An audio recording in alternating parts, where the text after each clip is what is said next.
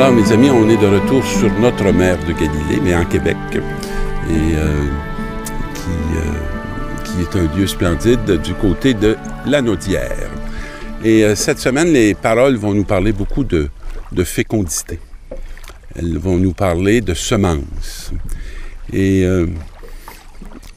je ne sais pas si vous avez le même sentiment que moi, mais nous vivons souvent dans une réalité qui est plutôt aride et bien stérile. On a de la misère avec la vie nouvelle. On a de la difficulté avec nos fécondités. On a appris depuis quelques décennies à les contrôler.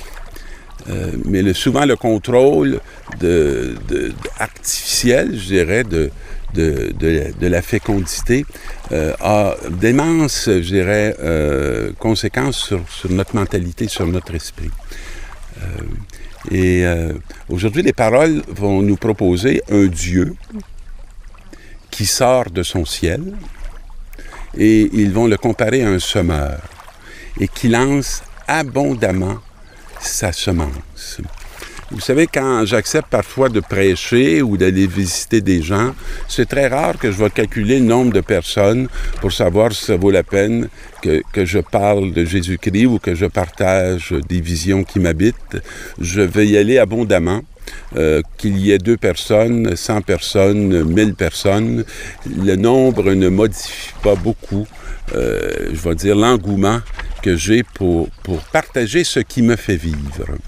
Et donc, ce semeur qui sort pour semer, sa semence va se ramasser à peu près sur toutes les surfaces et dans les lieux qui sont favorables comme dans les lieux qui sont moins favorables.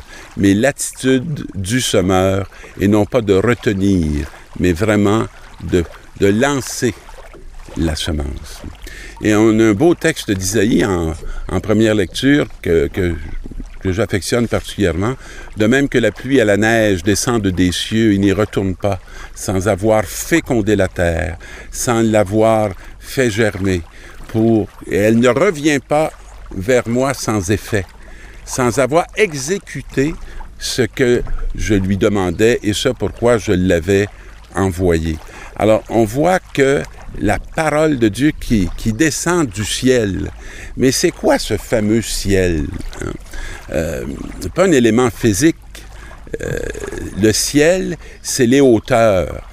C'est ce qui s'oppose aux bassesses. C'est ce qui vient de ces hauteurs et qui ne se maintiendront pas dans les hauteurs. Dieu ne fait pas de petits groupes exclusifs, puis de petits groupes de personnes importantes, je dirais.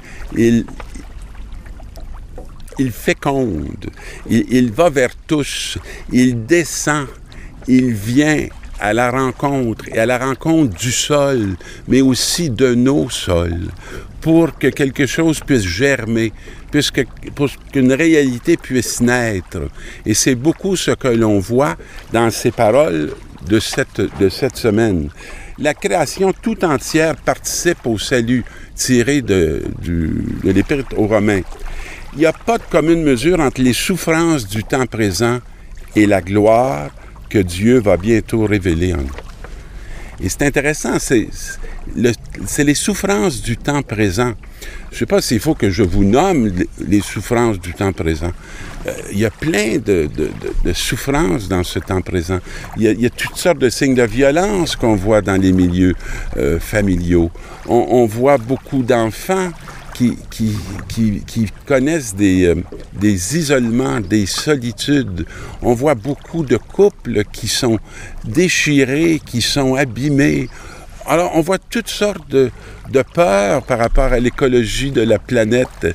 On est menacé par des gens qui veulent faire de l'argent vite, tout de suite, à n'importe quel prix, même à celui de boucher l'avenir. Alors, il n'y a pas de commune mesure entre ces souffrances-là et la gloire que Dieu va bientôt révéler. Et c'est vrai pour toutes les périodes, pour toutes les époques, pour toutes les nations. Alors, c'est quoi cette gloire? C'est celle de la mort qui est vaincue. Et est-ce que vous avez de ces expériences d'une mort qui est vaincue?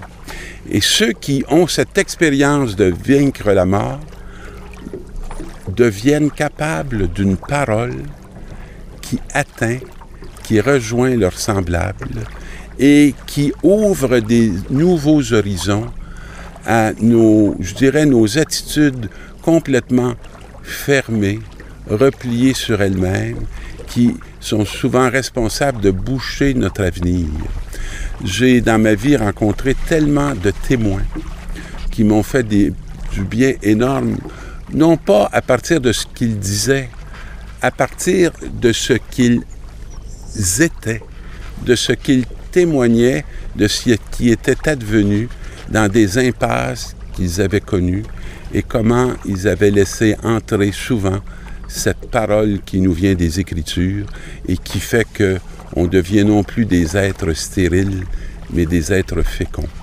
Je pense qu'il vaut la peine de prier dans notre monde pour notre fécondité, de ne pas avoir peur de notre capacité d'engendrer et de demander la sagesse de Dieu pour être à la hauteur de cette vocation qui est la nôtre, de baptiser, non pas de juger nos frères et de nos sœurs, mais de témoigner d'une manière d'exister qui délivre l'avenir de ces peurs qui nous manipulent et qui souvent sont profondément enracinées dans notre terre, dans notre sol, qui a besoin d'être travaillé par la semence de la parole.